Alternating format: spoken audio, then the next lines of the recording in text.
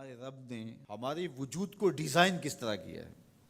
ہم جب کھانے لگتے ہیں تو سب سے پہلے ہم اس کھانے کو دیکھتے ہیں، اس کے اوپر کوئی نجاست تو نہیں لگی، کوئی غلاظت تو نہیں لگی۔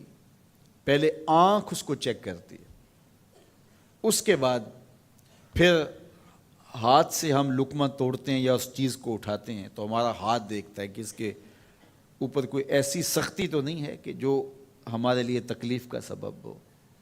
پھر مالک نے ہماری ناک کو ہمارے منہ کے قریب رکھا ہے۔ ہماری آنکھیں دیکھتی ہیں، سونگھتی نہیں ہیں۔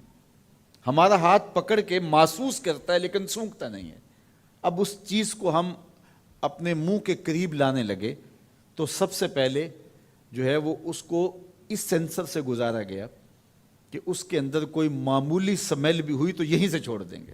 لائے تھے ہم حلال رزق سے، لیکن پھر بھی ہم نے اس کو آنکھ سے چیک کیا، پھر ہاتھ نے چھوا، پھر سونگا۔ اس کے بعد پھر اب ہم زبان پہ رکھیں گے۔ اب ہمارے رب نے زبان کو 3 حصوں میں تقسیم کیا ہے۔ زبان کی جو نوک ہے اس کے اوپر نمکیات کو چکھنے کے ذائقے رکھے ہیں۔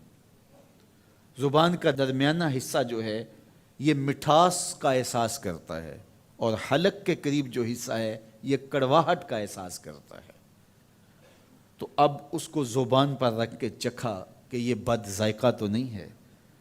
اب زبان نے بھی کہہ دیا کہ اس کا ذائقہ بھی ٹھیک ہے۔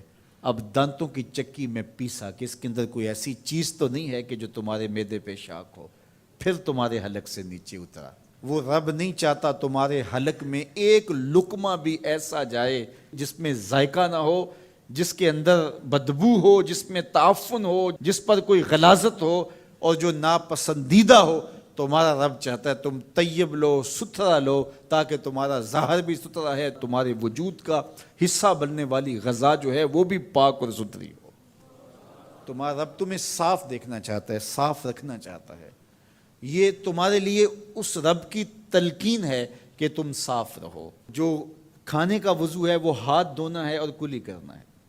جب تم کھانا کھانے لگو تو ہاتھ دھو لو اور اس کے بعد کلی کرو، اور اس کے بعد کھانا شروع کرو، اور کھانے کے بعد پھر دوبارہ کلی کرو۔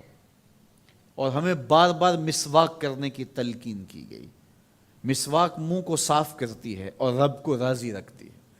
میں نے کہا کہ جب بچہ پیدا ہوتا ہے تو اس وقت اس کو غسل دیا جاتا ہے، اور جب جنازہ اٹھتا ہے تو اس سے قبل بھی اس کو غسل دیا جاتا ہے۔ غسل سے کہانی شروع ہو کے غسل پہ ختم ہوتی ہے۔ اور ادھر صفائی اور ستھرائی کی کہانی یہ ہے کہ جب تک بچہ اپنے دانت صاف کرنے کی اہلیت نہیں رکھتا اتنی دیر تک دانت ہی نہیں اگتے، اس لیے کہ اب یہ صاف نہیں کر پاتا۔ اور جب وہ صاف کر پائے گا تو پھر دانت اگنا شروع ہوں گے، اور پھر ان دانتوں کو ہر لحاظ سے صاف رکھے، ان کو ستھرا رکھے۔ میرے اور آپ کے آقا و مولا حضور ختم المرتبت صلی اللہ علیہ وآلہ وسلم کا جب آخری وقت آیا اور حضرت اسرائیل علیہ السلام قبض روح کے لیے اجازت طلب کر رہے تھے تو حضور نے فرمایا عائشہ مسواک دو، تو حضور کو مسواک دی گئی۔ نکاحت تھی، کمزوری تھی، اور مسواک سخت تھی، تو حضور نے ارشاد فرمایا عائشہ اس کو چبا کے دو۔ تو ام المومنین سیدہ عائشہ رضی اللہ تعالیٰ عنہ فرماتی ہیں میں خوش قسمت ہوں کہ آخری لمحات میں میرا لعاب اور حضور کا لعاب مل گیا۔ تو انہوں نے چبا کے نرم کر کے حضور کو مسواک دی، اور حضور نے اس آخری وقت میں جب انتہائی نکاحت اور کمزوری تھی مسواک کی کہ میں اپنے رب کے حضور حاضر ہو رہا ہوں۔ تو ہمارے دین نے ہمیں یہ تلقین کی ہے کہ تم اپنے آپ کو بھی صاف رکھو، اپنے وجود کو بھی صاف رکھو، اپنے بالوں کو بھی صاف رکھو، اپنے لباس کو بھی ستھرا رکھو، لیکن پھر اس پہ اکتفا نہیں ہے، جہاں تم رہتے ہو اس جگہ کو بھی تم صاف رکھو۔